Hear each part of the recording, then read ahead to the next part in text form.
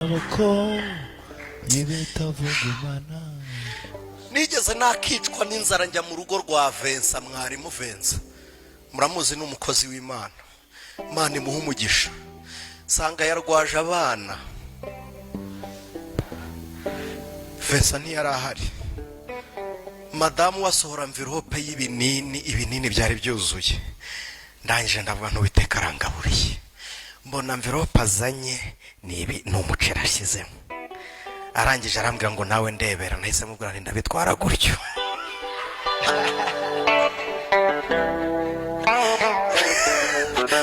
Yarambwiye ngo ndebera ibiri hano, ngira ngo nibyo avuze nyine bafite byonyine. Ndamwana ntugire ikibazo, ndabitwara ndamwana ndabijyana gutyo.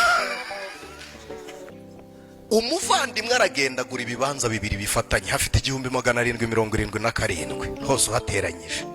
Aravuga ngo ndumva Imana imbwiye ngo nimpaguye. Kubera iki?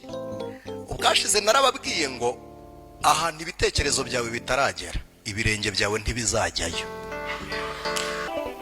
Hari igihe umuntu arumba akarumba, ariko Yesu atanze amakuru, aravuze ngo